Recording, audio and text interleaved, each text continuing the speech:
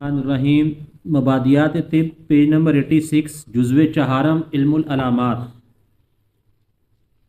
علم العلامات کی تعریف پہلے کرتے ہیں۔ علامات ایسے نشانات کو کہتے ہیں جن سے حالت صحت یا حالت مرض کا پتہ چلتا ہے۔ یہ علامات گاہے مرض ہوتی ہیں اور گاہے عرض۔ گاہے مرض گاہے عرض۔ عرض دی جڑی ڈیفینیشن ہے، تعریف ہے، یہ منطق تے فلسفے نہ تعلق رکھ دی۔ اے لفظ تھوڑا یاد رکھنا ہے، ٹھیک ہے؟ اور یہ بڑی لمبی چوڑی ایک بحث ہے منطق دے وچ۔ فرنگی تے بغیر علمی غلط کتاب صابر صاحب دی، وہ دا صفحہ 90 دے اتنے دی بحث ساری لکھی ہے۔ ذرا منطق والے ساتھی جڑا ذوق شوق رکھ دین ادھر توجہ دے لین۔ ہاں جی، عام طالب علم تو بڑا اوکھا جا سبق ہے۔ میں کوشش کرن لگا ہاں کہ میں انہوں نال بیان کرا، میں انہاں دا وقت آیا ہونا پیدا کی جی نہیں منطق دا انہاں نوں بعد وچ جڑا نا دساں دے وی ہاں نا ہے نا اپنے کیوں جی ہاں ساتھی ہے نا سبق تو بعد جڑا نا یاد کرانا منطق دا دسنا۔ ہاں جی اقسام۔ جی جی علامات کی 3 اقسام ہیں جو 3 زمانوں کے مطابق پائی جاتی ہیں: ماضی، حال اور مستقبل۔ علامات ماضی یہ عام طور پر اسباب بادیہ یا سابقہ پر روشنی ڈالتی ہیں۔ یہ کہڑے کہڑے شیب صاحب ہوندے نے بادیہ تے سابقہ؟ پیچھے لکھے جی کوئی زبانی سناؤ کہ لکھیا تے مینوں بھی آوندا ہے۔ کیفیات، نفسیات اور مادی۔ جی کیفیات اور نفسیات۔ ہاں کیفیاتی تے نفسیاتی، سابقہ تے بادیہ۔ بعد ایک لفظ یاد رکھ لو، بڑا سوکھا جا لفظ ہے۔ بعد میں نے آندے نے ہوا، کیوں جی بعد صبا، باد صبا، باد سموم لفظ بولے جاندے نا۔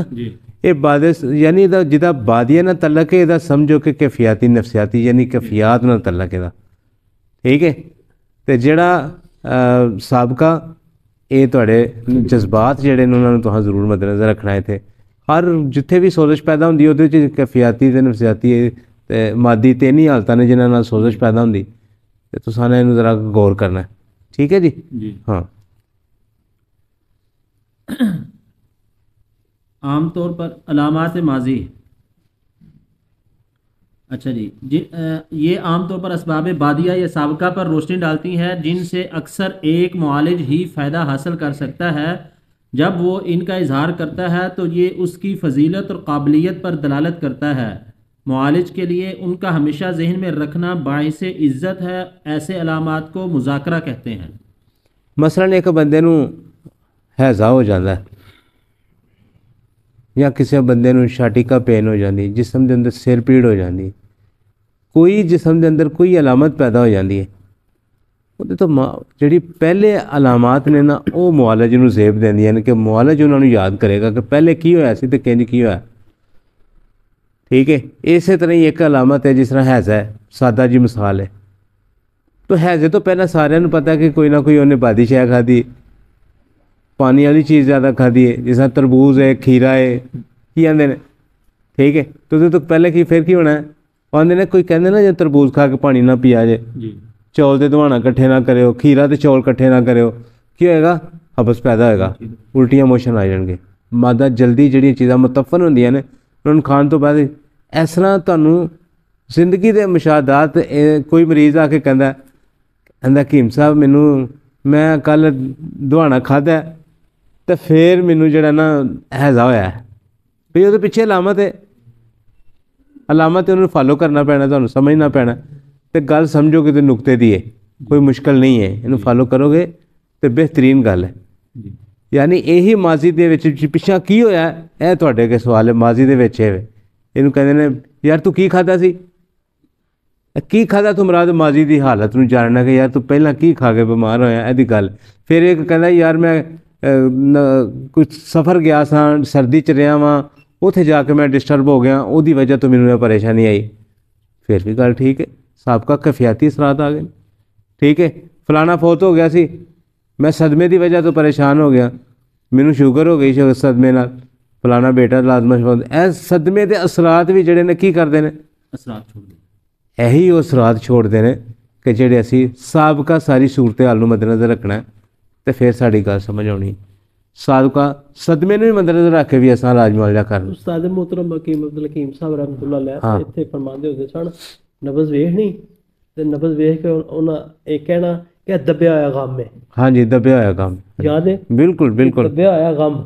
ਹਾਂਜੀ ਕਿ ਪੁਰਾਣੀ ਮਰੀਜ਼ ਦੀ ਮਤਲਬ ਕਿ ਕਿਸੇ ਦਾ ਖਾਵਨ ਫੌਤ ਹੋ ਗਿਆ, ਕਿਸੇ ਦਾ ਮਕਾਨ ਜਿਹੜਾ ਨਾ ਢਹਿ ਗਿਆ, ਜਾਂ ਕਿਸੇ ਚੋਰੀ ਡਕੈਤੀ ਦੇ ਵਿੱਚ ਫੜਿਆ ਗਿਆ, ਕੁਛ ਨਾ ਕੁਛ ਯਾਨੀ ਉਹਦੇ ਤੇ ਸਦਮਾ ਆ ਗਿਆ ਨਾ, ਤੇ ਸਾਬਕਾ ਇਹ ਹਿਸਟਰੀਆਂ ਸਾਡੇ ਸਾਹਮਣੇ ਢੇਰ ਨੇ। ਇਹ ਤੁਹਾਨੂੰ ਉਸ ਟਾਈਮ ਤੁਹਾਨੂੰ ਕੀ ਤੁਹਾਡਾ ਫਰਜ਼ ਕੀ ਬਣਦਾ ਜਿਹੜਾ ਇਸ ਤਰ੍ਹਾਂ ਦਾ ਕੋਈ ਮਰੀਜ਼ ਆ ਉਹਨੂੰ ਘੁੱਟ ਕੇ ਉਹਦੀ ਨਬਜ਼ ਦੇਖੋ। ਕਦੀ ਨੁਕਤੇ ਦੀ ਗੱਲ ਜ਼ਿੰਦਗੀ ਦੇ ਵਿੱਚ ਤਹਿਰੀਕਾਂ ਨੂੰ ਉਲਟਿਆਂ ਪੜ੍ਹ ਕੇ ਵੇਖਣਾ। ਇੱਕ ਤਾਂ ਸਿੱਧੀ ਤਹਿਰੀਕ ਚੱਲ ਰਹੀ ਹੈ ਨਾ, ਗੁੱਦੀ ਜ਼ਲਾਤੀ ਹੈ, ਫਿਰ ਗੁੱਦੀ ਸਾਬੀ ਹੈ, ਫਿਰ ਸਾਬੀ ਗੁੱਦੀ ਹੈ, ਫਿਰ ਸਾਬੀ ਜ਼ਲਾਤੀ ਹੈ, ਫਿਰ ਜ਼ਲਾਤੀ ਸਾਬੀ। ਇਹ ਤੇ ਤਬੀ ਤਰੀਕਾ ਅੱਗੇ ਚੱਲ, ਲੇਕਿਨ ਇਹ ਗੈਰ ਤਬੀ ਵੀ ਚੱਲਦੀਆਂ। ਮਸਲਨ ਇੱਕ ਮਰੀਜ਼ ਦੀ ਜ਼ਲਾਤੀ ਸਾਬੀ ਮਰੀਜ਼ ਨਬਜ਼ ਅਸੀਂ ਵੇਖਨੇ ਪਏ ਤੇ ਉਹਨੂੰ ਅਸੀਂ ਪਿਛਲਾ ਹੁਕਮ ਲਾ ਸਕਦੇ ਹਾਂ। 1 ਸਾਲ ਪਹਿਲਾਂ ਤੈਨੂੰ ਪਿਸ਼ਾਬ ਬਹੁਤ ਜ਼ਿਆਦਾ ਹੁੰਦਾ ਸੀ ਤੇ ਉਹ ਕਹਿੰਦਾ ਹਾਂ ਮੈਨੂੰ ਉਦੋਂ ਪਿਸ਼ਾਬ ਬੜਾ ਹੁੰਦਾ ਸੀ, ਲੇਕਿਨ ਹੁਣ ਉਹ ਗੈਰ ਤਬੀ ਤੌਰ ਤੇ ਜ਼ਲਾਤੀ ਸਾਬੀ ਤਹਿਰੀਕ ਵਿੱਚ ਆ ਕੇ ਫਸਿਆ ਪਿਆ। ਲੇਕਿਨ ਪਹਿਲੇ ਉਹਦੀ ਹਿਸਟਰੀ ਵਿੱਚ ਜਿਹੜਾ ਉਹ ਪਿੱਛੇ 6 ਮਹੀਨੇ 2 ਸਾਲ ਪਹਿਲਾਂ ਉਹਨੂੰ ਬੜਾ ਹੀ ਪਿਸ਼ਾਬ ਆਉਂਦਾ ਸੀ, ਛੋਟਾ ਪਿਸ਼ਾਬ। ਉਹਦੀ ਸਾਬੀ ਜ਼ਲਾਤੀ ਤਹਿਰੀਕ ਸੀ ਉਹਦੀ, ਲੇਕਿਨ ਉਹ ਗੈਰ ਤਬੀ ਤੌਰ ਤੇ ਜ਼ਲਾਤੀ ਸਾਬੀ ਵਿੱਚ ਜਦੋਂ ਆ ਗਿਆ ਇੱਥੇ ਆ ਕੇ ਰੁਕ ਗਿਆ। ਹੁਣ ਅੱਗੋਂ ਬਵਾਸੀਰ ਪੈਦਾ ਹੋ ਗਈ, ਫਿਰ ਅੱਗੋਂ ਉਹ ਜੇ ਗੈਰ ਤਬੀ ਜ਼ਲਾਤੀ ਗੁੱਦੀ ਵਿੱਚ ਆ ਗਿਆ ਤੇ ਉਹਨੂੰ ਉਹ ਪਰਦੇ ਫਟ ਜਾਣ ਦੇ ਅਰਨੀਆਂ ਹੋ ਜਾਣਦੀਆਂ। ਤੇ ਅਸੀਂ ਉਹਦੀ ਫਿਰ ਸਾਬਕਾ ਪਿਛਲੀ ਜਿਹੜੀ ਹੈ, ਪਿਛਲੀ ਤੇਰੀ ਗੈਰ ਤਬੀ ਜਿਹੜੀ ਹੈ ਉਹਨੂੰ ਵੀ ਅੱਗੇ ਲਿਆ ਕੇ तो साढ़े वास्ते बड़ी आसानी हो जाती मरीज़ वास्ते। पिछला सबका बयान करना जड़ा ये साबर साहब फरमाते हैं कि मुआलिज की बहुत बड़ी हज़ाकत है, मुआलिज वास्ते इज्जत का मुकाम हो। बिल्कुल, अगर उन्होंने अच्छे तरीके से फॉलो कर दे कमाल गल है। लेकिन ये सोच के फिर है ना भाई पूरी हिस्ट्री जी बयान। देखो देखो उस्ताद जी रोज़मर्रा मरीज़ आते हैं, हर फीकस बंदे को आते हैं, आराम नाल बैठ के उसकी गल सुनना तुहाडा फर्ज है। ਉਹਦੀ ਸਾਬਕਾ ਵੀ ਸੁਣੋ, ਜਿਹਦੇ ਕੋਲ 1 ਮਰੀਜ਼ ਆਉਂਦਾ, 2 ਆਉਂਦੇ, 10 ਆਉਂਦੇ ਨੇ, ਕੀ ਕੋਸ਼ਿਸ਼ ਕੀਤੀ ਜਾਣੀ ਚਾਹੀਦੀ ਹੈ ਕਿ ਵੀ ਤੂੰ ਆਪਣੀ ਸਾਬਕਾ ਸਾਰੀ ਹਿਸਟਰੀ ਮੈਨੂੰ ਦੇ ਕਿ ਤੂੰ ਬਿਮਾਰ ਕਿਉਂ ਹੋਇਆ ਸਰ, ਬਸ ਇੰਨੀ ਗੱਲ ਹੈ। ਸਿੱਧੇ ਪਹਿਲਾਂ ਅਸੀਂ ਫਾਇਰ ਨਹੀਂ ਕਰਾਂਗੇ ਕਿ ਤੈਨੂੰ ਇੰਝ ਹੁੰਦਾ, ਤੈਨੂੰ ਇੰਝ ਹੁੰਦਾ, ਨਹੀਂ ਆ ਬੈ ਗੱਲ ਕਰੀਏ। ਉਹ ਤਾਂ ਕੋਈ ਜਾਲੀ ਨਹੀਂ ਸੀ ਕਰ ਸਕਦਾ ਨਾ। ਹਾਂ ਨਾ ਮਰੀਜ਼ ਆਂਦੇ ਨੇ ਕਿ ਦੱਸੋ ਤੁਸੀਂ ਦੱਸੋ। ਅੱਛਾ ਉਹਦੇ ਤੋਂ ਬਿਹਤਰ ਹੈ ਕਿ ਪਹਿਲਾਂ ਤੁਸੀਂ ਕੋਸ਼ਿਸ਼ ਕਰੋ, ਤੁਸੀਂ ਪਹਿਲੇ ਕੋਸ਼ਿਸ਼ ਕਰੋ कि मरीज़ को केस टेकिंग करो, पहला ਉਹਦੀਆਂ अलामत इकट्ठियां करो। ਅੱਜ ਅਸੀਂ अलामत ਦਾ मौजू पढ़ना है। साबर साहब ने सानू सारियां अलामतां पिछे ਅਸੀਂ मुजरबात ਚ पढ़ चुके हैं जी। सफ़ा 40 सानू ਹੁਣ सारा याद है, 40 ਤੋਂ 52 तक सफ़ा जी सारा वो बेहतरीन, उन्होंने सारे याद कर लेना। ਅੱਜ मुजरबात ਵਿੱਚ ਹਾਂਜੀ ਹਾਂਜੀ ਉਹਨਾਂ अलामतां ਨੂੰ ਅੱਜ मद्देनज़र रखदे असां फैसला करके बाब ਨੂੰ पढ़ना है सारे ਨੂੰ। ठीक है हाँ करो अगे। जैब साहब कोई लिखना चाहते हो लिख लो। वो सफ़ा लिखना सी तहकीकात। हाँ लिख लो।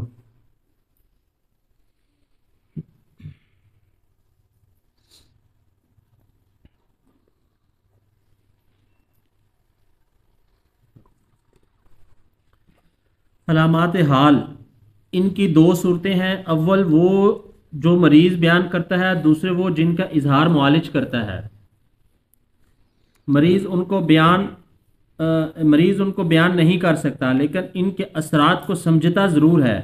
ये अलामात जो मरीज़ बयान करता है शर्की होती हैं और जो मुआलिज बयान करता है सबब वासिला होती हैं। तुहानू तो पता ही है, तुसां ते बड़ी दफ़ा पढ़िया कि अलामात जिहड़ियां नसी साबर साहब दीयां बयान कीतियां सन और शर्की अलामात दे जिहड़े मुकामात सन वो भी असां बयान कीते सन। अमराज़ो अलामात किताब दा आखिरी पेज है, आखिरी सफ़ा। हाँ जी ਉਹਦੇ 'ਚ शर्की अलामात साबर साहब लिखियां ने, आखिरी पेज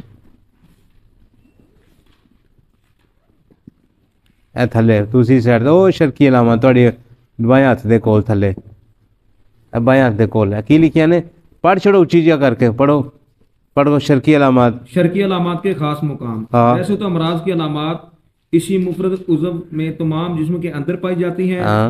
लेकिन खास खास मुकाम ऐसे हैं जहाँ पर नुमाया होती हैं। नुमाया होती मसलन असाबी अमराज में दिमाग, नाक और मसाना में रतूबत। ਇਹ 4 लफ्ज़ ने याद रखने वाले, नक दिमाग नक ते मसाना, दिमाग नक मसाना।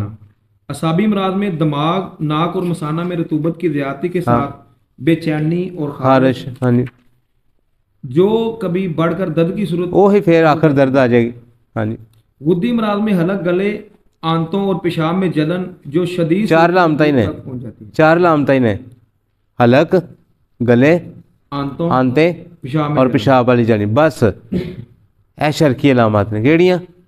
ਕਿਸੇ ਦੀ ਸ਼ਰਾਕਤ ਨਾਲ ਮਰੀਜ਼ ਆਂਦਾ ਮੈਨੂੰ ਇੱਥੇ ਇੱਥੇ ਕਰਕੇ ਤੇ ਨਹੀਂ, ਜਿਹੜੀ ਗੱਲ ਮਰੀਜ਼ ਬਿਆਨ ਕਰ ਰਿਹਾ ਹੁੰਦਾ ਉਹ ਸ਼ਰਕੀ ਹੁੰਦੀ ਹੈ।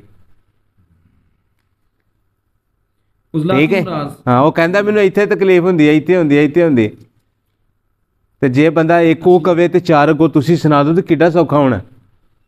ਅਸੀਂ ਅੱਖਾਂ ਬੰਦ ਕਰਕੇ ਹੁਕਮ ਲਾ ਸਕਨੇ ਹਾਂ ਕਿ ਬਿਲਕੁਲ ਸੇਮ। ਮੈਨੂੰ ਇੱਕ ਮਰੀਜ਼ਾ ਕਹਿੰਦੀ ਹੈ ਉਸਤਾਦ ਜੀ ਮੈਂ ਤੁਹਾਨੂੰ ਹਿਸਟਰੀ ਸੁਣਾਉਣ ਲੱਗਾ ਹਾਂ। ਮਰੀਜ਼ ਆਂਦੀ ਹੈ ਕਿ ਮੈਂ ਰਸੌਲੀ ਦਾ ਆਪਰੇਸ਼ਨ ਕਰਾਇਆ। ਰਹਿਮ ਦੀ ਰਸੂਲੀ ਦਾ ਆਹੋ, ਰਹਿਮ ਦੀ ਰਸੌਲੀ ਦਾ ਆਪਰੇਸ਼ਨ ਕਰਾਇਆ। ਤੇ ਯਾਰ ਕਿਹੜਾ ਬੰਦਾ ਨਹੀਂ ਜਾਣਦਾ ਕਿ ਰਹਿਮ ਦੀ ਰਸੌਲੀ ਉਜ਼ਲਾਤੀ ਹੁੰਦੀ। ਹੁਣ ਮੈਂ ਸਾਰੀਆਂ ਲਾਮਤਾਂ ਉਹਨੂੰ ਸਾਰੇ ਜਿਸਮ ਦੀਆਂ ਸੁਣਾ ਦਿੱਤੀਆਂ ਨੇ। ਮੇਰੇ ਲਈ ਮੁਸ਼ਕਲ ਹੀ ਕੋਈ ਨਹੀਂ ਹੈ। ਮੈਂ ਤੇਰੇ ਪੇਟ 'ਚ ਹਵਾ ਗੈਸ ਹੈ, ਤੇਰੇ ਸੀਨੇ 'ਚ ਦਰਦ ਹੁੰਦੀ ਹੈ, ਤੇਰੇ ਜੋੜ ਦਰਦ ਕਰਦੇ ਨੇ, ਲਾਮਤਾਂ ਨੇ ਉਹਦੇ 'ਚ ਸਾਬਰ ਸਾਹਿਬ ਲਿਖੀਆਂ। ਕੋਈ ਮੁਸ਼ਕਲ ਨਹੀਂ ਹੈ। ਗੱਲ ਇੱਕ ਨੁਕਤਾ, ਇੱਕ ਲਫ਼ਜ਼ ਤੁਹਾਡੇ ਸਾਹਮਣੇ ਆ ਜਾਏ ਨਾ, ਤੁਹਾਨੂੰ ਪਰੇਸ਼ਾਨ ਨਹੀਂ ਹੋਣਾ। ਫਟਾਫਟ ਉਹੀ ਉਹ ਰੀਲ ਚਲਾ ਦੇਣੀ ਹੈ ਤੇ ਬਿਲਾ ਝਿਜਕ ਇੰਜ ਕਰਕੇ ਦਲੇਰ ਹੋ ਕੇ ਗੱਲ ਬਿਆਨ ਕਰਨੀ, ਦਲੇਰ ਹੋ ਕੇ। वालेकुम आगे जी। उजलाती मराज में कल्बोशश, कल्बोशुश, कल्बोशुश हाँ जी, और मेदा जोड़ों में खुश्की, रिया, वही कल बयान की थी ना। हाँ जी, केड़ियाँ? सब तो पहले मेदा मुतासर होंदा उजलाती मरीज दा। दूजा कल्बोशुश यानी सीना और दिल, फेफड़े और दिल। तीसरे नंबर ते जोड़, तीसरे नंबर ते जोड़ ਤੇ ਆਖਰ ਸਾਰਿਆਂ ਦੇ ਨਾਲ ਕੀ ਹੋਏਗਾ? ਹਵਾ। ਕੋਈ ਵੀ ਅਲਾਮਤ ਪਾਈ ਜਾਏਗੀ ਉਹਦੇ ਨਾਲ ਹਵਾ ਹੋਣਾ ਸ਼ਰਤ ਹੈ। ਠੀਕ ਹੈ ਜੀ ਹਾਂ, ਇਹ ਗੱਲ ਯਾਦ ਰੱਖਣੀ।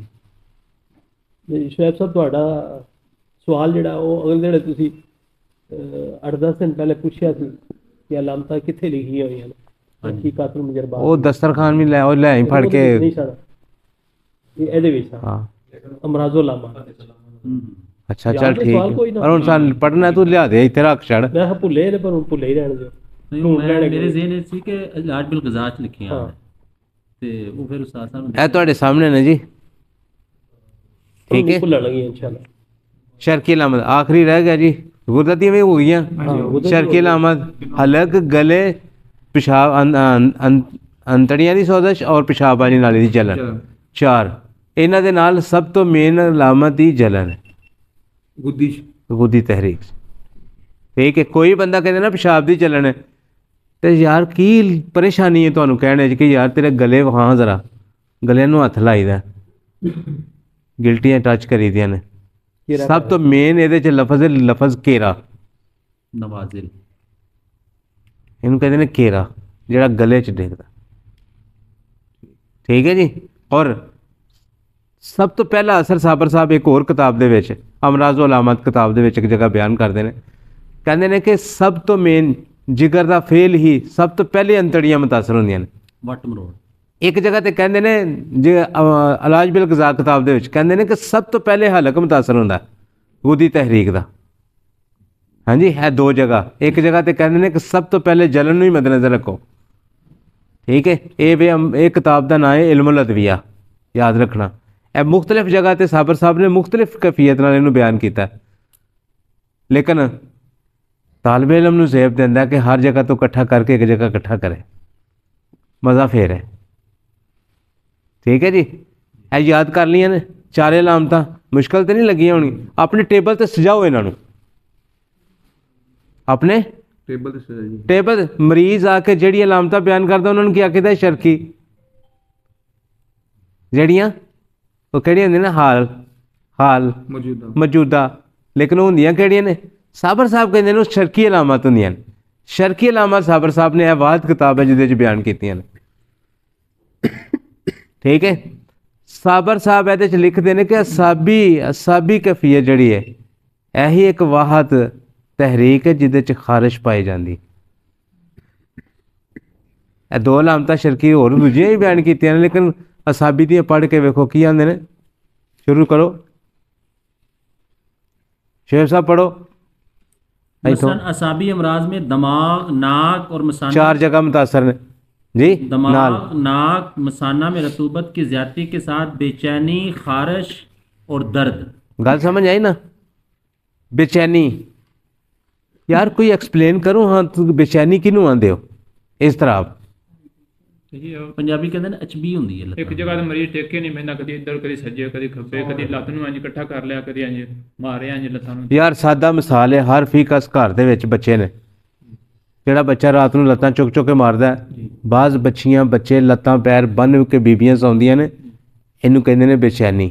ਯਾਨੀ ਕਿ ਉਹ ਪੰਜਾਬੀ ਜਾਨ ਤੈਨੂੰ ਕੀ ਅਚਮਣੀ ਹੁੰਦੀ ਹੈ ਆਰਾਮ ਨਾਲ ਹਾਂ ਠੀਕ ਹੈ, ਬਹਿੰਦਾ ਹੀ ਨਹੀਂ। ਹਾਂਜੀ ਯਾਰ ਚੈਨ ਨਾਲ ਬਹਿਣਾ ਤੇ ਬੇਚੈਨ ਅੱਛਾ ਨਾਲ ਬਹਿਣਾ। ਫਰਕ ਕਿਵੇਂ ਕਰਾਂਗੇ ਇਹਦੇ ਵਿੱਚ? ਦੋ ਗੱਲਾਂ ਦਾ ਜ਼ਿਹਨ 'ਚ ਵੀ ਰੱਖਣਾ ਹੈ। ਯਾਰ ਹਰਕਤ ਦੀ ਜ਼ਿਆਦਤੀ ਨਾਲੇ ਕਹਿੰਦੇ ਉਜ਼ਲਾਤੀ ਹੁੰਦੀ। जी। ਫਰਕ ਤੇ ਗੱਲ ਕਰੋ ਨਾ। ਜੀ ਨਾਲੇ ਆਂਦੇ ਹੋ ਕਿ ਉਹ ਉਜ਼ਲਾਤੀ ਹੁੰਦੀ ਹੈ ਜੀ। ਤੇ ਨਾਲੇ ਆਂਦੇ ਹੋ ਖਾਰੀ ਹੁੰਦੀ ਹੈ। जी। ਤੁਹਾਡਾ ਇਹ ਸਵਾਲ ਹੈ ਸਾਡੇ ਤੇ, ਇਹਦੇ 'ਚ ਡਿਫਰੈਂਸ ਕਿਵੇਂ ਕਰਾਂਗੇ? ਫਰਕ ਕਰਨਾ ਜਾਣਨਾ ਹੈ, ਗੱਲ ਨੂੰ ਸਮਝਣਾ ਹੈ। ਉਹਦੇ ਨਾਲ ਜਿੱਥੇ ਹਰਕਤ ਜ਼ਿਆਦਾ ਹੁੰਦੀ ਹੈ ਨਾ, ਉਹ ਅਜ਼ਾਵਾਂ ਦੀ ਹਰਕਤ ਹੁੰਦੀ ਹੈ। ਕਿਹੜਿਆਂ ਦੀ? ਜਿਨ੍ਹਾਂ ਨਾਲ ਬੋਲਿਆ ਜਾਂਦਾ, ਜਿਨ੍ਹਾਂ ਨਾਲ ਪਕੜਿਆ ਜਾਂਦਾ, ਜਿਨ੍ਹਾਂ ਨਾਲ ਟੁਰਿਆ ਜਾਂਦਾ। ਹਰਕਤੀ ਆਜ਼ਾਦ ਸਾਰੇ ਹਰਕਤੀ ਅਜ਼ਾ ਦੇ ਵਿੱਚ ਜਾ ਕੇ ਜਦੋਂ ਕਫੀਅਤ ਹੋਗੀ, ਉਹਦੇ ਨਾਲ ਹਵਾ ਦਾ ਹੋਣਾ ਸ਼ਰਤ ਹੈ। ਪੇਟ ਦਾ ਅਫਾਰਾ ਹਵਾ ਗੈਸ ਹੋਣਾ ਸ਼ਰਤ ਸ਼ਰਤ। ਇਹ ਲਫ਼ਜ਼ ਯਾਦ ਰੱਖਣਾ ਹੈ। ਲੇਕਿਨ ਇਹਦੇ ਨਾਲ ਕੀ ਹੋਏਗਾ? ਰਤੂਬਤ ਦਾ ਹੋਣਾ ਸ਼ਰਤ ਹੈ। ਇਹਦੇ ਨਾਲ ਹੋਣਾ ਰਤੂਬਤ ਔਰ ਬਲਗਮ ਦਾ ਹੋਣਾ ਸ਼ਰਤ ਹੈ। ਇਹ ਡਿਫਰੈਂਸ ਕਰਾਂਗੇ, ਸਮਝ ਆ ਜਾਏਗੀ। ਇਹਦੇ ਨਾਲ ਕਿਹੜੀ ਸ਼ੈ ਜੀ? ਰਤੂਬਤ, ਦਿਮਾਗ, ਨੱਕ, ਮਸਾਨਾ ਤੇ ਰਤੂਬਤ ਦੀ ਜ਼ਿਆਦਤੀ, ਨੁਕਤੇ ਦੀ ਗੱਲ। ਉਹਦੇ ਨਾਲ ਹਵਾ ਦੀ ਜ਼ਿਆਦਤੀ।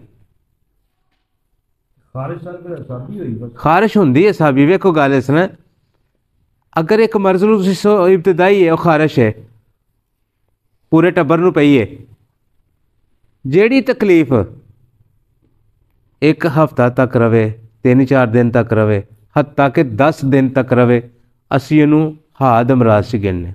ਯਾਨੀ ਇਹ ਅਕਿਊਟ ਹੈ ਨਵੀਂ ਜਾਂ ਨਵੀਂ ਹੈ, ਹੋਣ ਲੱਗੀ ਹੈ।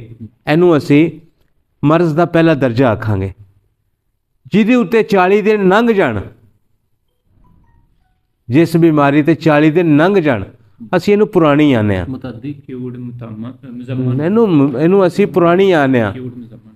ਫਿਰ ਇੱਕ ਐਸਾ ਦਰਜਾ ਹੁੰਦਾ ਕਿ ਜਿਹੜੀ 40 ਦਿਨ ਤੋਂ ਉੱਤੇ ਟੱਪ ਜੇ ਨਾ, ਇੱਕ ਦਿਨ ਵੀ ਟੱਪ ਜੇ ਨਾ, ਅਸੀਂ ਉਹਨੂੰ ਕੁਰਾ ਕਹਿੰਦੇ ਹਾਂ, ਉਹਨੂੰ ਜ਼ਖਮ ਆਨੇ ਹਾਂ, ਉਹਨੂੰ ਦਬਿਆ ਹੋਇਆ ਮਰਜ਼ ਆਨੇ ਹਾਂ, ਉਹਨੂੰ ਅਸੀਂ ਸ਼ਿੱਦਤ ਦੇ ਨਾਲ ਪੁਰਾਣੀ ਤਕਲੀਫ ਆਨੇ ਹਾਂ, ਜਿਹੜੀ ਕਿ ਬਹੁਤ ਪੁਰਾਣੀ ਹੈ, ਜਿਹਦੇ ਥੱਲੇ ਜ਼ਖਮ ਬਣ ਕੇ ਤਬੀਅਤ ਨੂੰ ਉਹਦੇ ਤੈ ਚੜ੍ਹ ਛੜੀ, ਜਿਹਨੂੰ ਇਹ ਕਹਿੰਦੇ ਹਾਂ ਕ੍ਰਾਨਿਕ ਡਿਜ਼ੀਜ਼। ਕ੍ਰਾਨਿਕ ਡਿਜ਼ੀਜ਼। ਇੱਥੇ 40 ਦਿਨ ਤੋਂ ਗਾਂ ਕੋਈ ਜ਼ਖਮ ਟੱਪ ਜੇ, ਉਹਨੂੰ ਤੁਸੀਂ ਵਰਮ ਦੇ ਜ਼ੁਮਰੇ 'ਚ ਲੈਣਾ, ਔਰ ਉਹਦੇ ਜਿਹੜੀ ਝਿੱਲੀ ਚੜ੍ਹ ਗਈ ਉਹਨੂੰ ਤੁਸੀਂ ਫਾੜ ਕੇ ਫਿਰ ਜ਼ਖਮ ਸਹੀ ਕਰ ਸਕਣਾ। ਉਸ ਤਰ੍ਹਾਂ ਜ਼ਖਮ ਸਹੀ ਹੁੰਦਾ ਹੀ ਨਹੀਂ। ਗੱਲ ਸਮਝਣੇ ਵਾਲੀ ਹੈ। ਐਸਾ ਕੀ ਹੁੰਦਾ? ਪੁਰਾਣੀ ਤਕਲੀਫ ਹੈ, ਪੀਪ ਪੈ ਗਈ ਹੈ, ਜਿਸ ਤਰ੍ਹਾਂ ਸੁਜ਼ਾਕ ਦੀ ਸਾਬਰ ਸਾਹਿਬ ਮਿਸਾਲ ਬਿਆਨ ਕਰਦੇ ਨੇ। ਠੀਕ ਹੈ, ਪੁਰਾਣੇ ਅਮਰਾਜ਼ ਨੇ। ਪੁਰਾਣੇ ਅਮਰਾਜ਼ ਦੇ ਵਿੱਚ ਤੁਹਾਨੂੰ ਇਸ ਤਰ੍ਹਾਂ ਸਮਝਣਾ ਪਏਗਾ। ਪੁਰਾਣੇ ਅਮਰਾਜ਼ 'ਚ ਤੁਹਾਨੂੰ ਅੱਛੇ ਤਰੀਕੇ ਨਾਲ ਗੌਰ ਕਰਨਾ ਪਏਗਾ। ਫਿਰ ਸਾਬਰ ਸਾਹਿਬ ਅਮਰਾਜ਼ੁਲ ਆਮਦ ਕਿਤਾਬ ਦੇ ਵਿੱਚ ਇੱਕ ਐਸੀ ਗੱਲ ਬਿਆਨ ਕਰਦੇ ਨੇ, ਕਹਿੰਦੇ ਨੇ ਕਿ ਜਿੱਥੇ ਪੱਥਰੀਆਂ ਹੁੰਦੀਆਂ ਨੇ,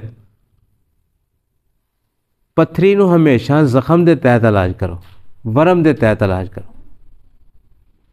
ਪੱਥਰੀ ਨੂੰ ਹਮੇਸ਼ਾ ਵਰਮ ਦੇ ਤਹਿਤ ਦੇਖੋ, ਵਰਮ ਦੇ ਤਹਿਤ ਉਹਦਾ ਇਲਾਜ ਕਰੋ।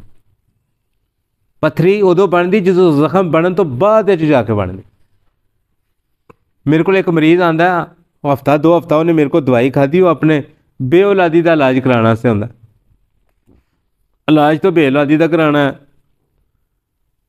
ਲੇਕਿਨ ਦੂਸਰੇ ਹਫ਼ਤੇ ਉਸਤਾਦ ਜੀ ਉਹਨੂੰ ਕੀ ਹੁੰਦਾ, ਉਹਦੇ ਪੱਥਰੀ ਗੁਰਦੇ 'ਚੋਂ ਨਿਕਲ ਕੇ ਤੇ ਨਾਲੀ 'ਚ ਆ ਕੇ ਫਸ ਜਾਂਦੀ।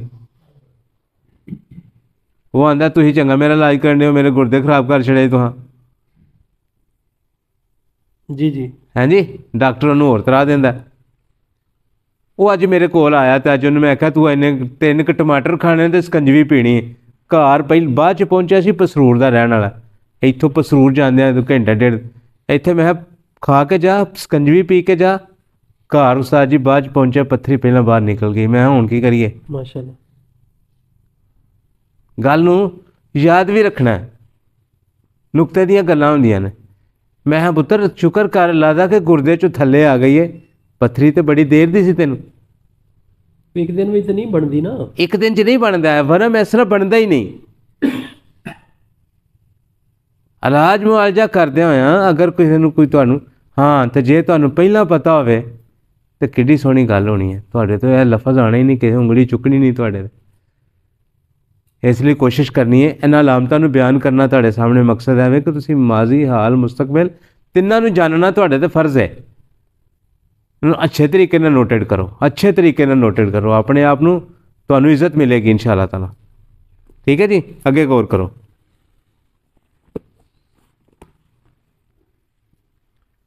शर्की होती हैं और जो मुआलज बयान करता है वो सबब असबाब वासला की होती है। हाँ, यानी साबका बादिया ਉਹਦੇ ਤੋਂ ਬਾਅਦ 'ਚ ਵਾਸਲਾ जी ਮਾਨ ਜਿਹਦੇ ਤੋਂ ਫੌਰਨ ਬਾਅਦ ਮਰਜ਼ ਨਮੂਦਾਰ ਹੋ ਜਿਹਨੂੰ ਵਾਸਲਾ ਕਹਿੰਦੇ ਨੇ। सही। ਹਾਂਜੀ और यही तशखीस और हकीकत मर्ज़ पर रोशनी डालती है, इसको दाल कहते हैं। ਹਾਂਜੀ नंबर 3 अलामात मुस्तकबिल, जी ऐसी अलामात जिनसे मर्ज़ के नेको बद का हाँ पता चलता है कि मर्ज़ खैर और खूबी से अंजाम पाएगा या मरीज़ ख़त्म हो जाएगा। ऐसी अलामात के बयान से मुआलज की हज़ाकत और हदस का सिक्का मरीज़ पर बैठता है। इनसे मरीज़ भी मुस्तफ़ीद होता है और मुआलज की शोहरत और इज़्ज़त बढ़ती है। इन अलामात को तक़द्दुम मारिफत कहते हैं। इलाज के दौरान में इन तीनों किस्म की अलामात का ज़हन नशीन रखना हाज़िक तबीब के लिए नहायत अहम है। ये तीनों किस्म की अलामतें या तो मिजाजों पर दलालत करती हैं या तरकीब पर, यानी मशीनी या कीमियावी कीमियावी पर। तहरीक पर। ਅੱਛਾ, ਦੂਸਰਾ ਇਹਦੇ 'ਚ ਨਾ ਇੱਕ ਨੋਟੇਟ ਕਰੋ ਗੱਲ ਨੂੰ ਕਿ ਜਿਹੜੀ ਮੁਸਤਕਬਲ 'ਚ ਆਉਣ ਲੱਗਿਆ ਤੁਹਾਡਾ ਮਰੀਜ਼ ਠੀਕ ਹੋਏਗਾ ਜਾਂ ਨਹੀਂ। ਸਾਬਰ ਸਾਹਿਬ ਨੇ ਐਸਾ ਬਿਹਤਰੀਨ ਨੁਕਤਾ ਇੱਕ ਜਗ੍ਹਾ ਤੇ ਬਿਆਨ ਕੀਤਾ ਹੈ ਕਿ ਜਿਹਦੇ 'ਚ ਪਰੇਸ਼ਾਨੀ ਕੋਈ ਨਹੀਂ, ਹਰ ਤਾਲਿਬ ਇਲਮ ਉਹਨੂੰ ਆਸਾਨੀ ਨਾਲ ਯਾਦ ਰੱਖ ਸਕਦਾ। ਜਿਹੜੀ ਨਬਜ਼, ਜਿਹੜਾ ਇਲਾਜ ਮੁਆਲਜਾ ਜਦੋਂ ਤੁਸੀਂ ਕਰਦੇ ਹੋ ਉਹਦੀ ਨਬਜ਼ ਵੇਖਦੇ ਹੋ, ਨਬਜ਼ 'ਚ ਤੁਸੀਂ ਜਦੋਂ ਦੇਖਦੇ ਹੋ ਨਾ ਕਿ ਨਬਜ਼ ਮੁੰਤਜ਼ਮ ਹੈ ਜਾਂ ਗੈਰ ਮੁੰਤਜ਼ਮ ਹੈ, ਇਹ ਹੈਗਾ ਮੁੰਤਜ਼ਮ ਹੋਏਗੀ ਜਾਂ ਗੈਰ ਮੁੰਤਜ਼ਮ। ਅਗਰ ਮਾਦਾ ਕੱਚਾ ਹੈ ਔਰ ਤੁਸੀਂ ਉਹਨੂੰ ਪੁਖਤਾ ਕਰਦੇ ਹੋ ਸ਼ਦੀਦ ਮੁਹਰਕ ਦਵਾਈ ਦੇ ਕੇ, ਇੱਕ ਹਫ਼ਤੇ ਦੇ ਅੰਦਰ ਅੰਦਰ ਤੁਹਾਡਾ ਮਰੀਜ਼ ਅਗਰ ਉਦੋਂ ਮਾਦਾ ਮਰਜ਼ ਅਤੇ ਉਹਦੀ ਤਬੀਅਤ ਉਹਨੂੰ ਕਾਬੂ ਪਾ ਲੈਂਦੀ ਹੈ ਤੇ ਤੁਹਾਡਾ ਮਰੀਜ਼ ਇੰਤਹਾਈ ਖੈਰੋ ਖੂਬੀ ਨਾਲ ਠੀਕ ਹੋ ਜਾਏਗਾ। ਅਗਰ ਨਹੀਂ ਪਾਉਂਦੀ ਤੇ ਤੁਹਾਡੀ ਅਕਸੀਰ ਤਰਿਆਕ ਫੇਲ ਨੇ। ਆਸਤਾ ਆਸਤਾ ਕਰਕੇ ਮਰੀਜ਼ ਜਿਹੜਾ ਨਾ ਉਹ ਫਿਰ ਤੁਸੀਂ ਉਹਦੇ 'ਤੇ ਤੁਹਾਨੂੰ ਪੂਰਾ ਫੋਕਸ ਕਰਨਾ ਪਏਗਾ, ਪੂਰੀ ਮਿਹਨਤ ਕਰਕੇ ਉਹਦਾ ਇਲਾਜ ਮੁਆਲਜਾ ਕਰਨਾ, ਫਿਰ ਅਕਸੀਰ ਤਰਿਆਕ ਸਿਫਤ ਦਵਾਈਆਂ ਦੇਣੀਆਂ ਪੈਣਗੀਆਂ ਤੁਹਾਨੂੰ। ਅੱਛੇ ਤਰੀਕੇ ਨਾਲ ਗੌਰ ਕਰਕੇ ਤੇ ਫਿਰ ਇਲਾਜ ਮੁਆਲਜਾ ਕਰਨਾ ਪਏਗਾ। ਠੀਕ ਹੈ, ਇਹ ਦੋ ਲਫ਼ਜ਼ ਨੇ ਯਾਦ ਰੱਖਣਾ। ਅਗਰ ਮਾਦਾ ਮਰਜ਼ ਤੇ ਜਲਦੀ ਕਾਬੂ ਪਾ ਲੇ, ਮਾਦਾ ਨੁਜ਼ਜ ਆ ਜਾਏ ਔਰ ਤਬੀਅਤ ਮੁਤਬਰਾ ਬਦਨ ਉਹਦੇ 'ਤੇ ਕਾਬੂ ਪਾ ਲੈ, ਸਮਝੋ ਕਿਆ ਬਾਤ ਹੈ। ਹਾਂਜੀ, ਬੜੀ ਜਲਦੀ ਜਿਹੜਾ ਨਾ ਮੁਆਲਜ ਜਿਹੜਾ ਨਾ ਉਹਨੂੰ ਕਾਬੂ ਪਾ ਲੇਗਾ। ਅਗਰ ਨਹੀਂ ਹੁੰਦਾ, ਹਫ਼ਤੇ ਦੇ ਵਿੱਚ ਐਸਾ ਨਹੀਂ ਹੁੰਦਾ ਔਰ ਮਾਦਾ ਪੁਖਤਾ ਨਹੀਂ ਹੁੰਦਾ, ਨਬਜ਼ ਮੁੰਤਜ਼ਮ ਨਹੀਂ ਹੁੰਦੀ, ਤਾਂ ਕੀ ਹੋਏਗਾ? ਤੁਹਾਨੂੰ ਸਹੀ ਮਿਹਨਤ ਕਰਨੀ ਪਏਗੀ, ਠੀਕ ਠਾਕ ਤਰੀਕੇ ਨਾਲ ਉਹਦੇ ਵੱਲ ਤਵੱਜੋ ਦੇਣੀ ਪਏਗੀ। ਹਰ ਮਰੀਜ਼ ਇੱਕ ਜੈਸਾ ਨਹੀਂ ਜੇ ਹੁੰਦਾ। ਠੀਕ ਹੈ, ਗਲ ਵੀ ਪੈ ਜਾਂਦੇ ਨੇ ਮਰੀਜ਼। ਹਾਂ ਨਾ, ਸਾਰਿਆਂ ਨਾਲ ਪੈਂਦੇ ਨੇ। ਕਿਉਂ ਜੀ?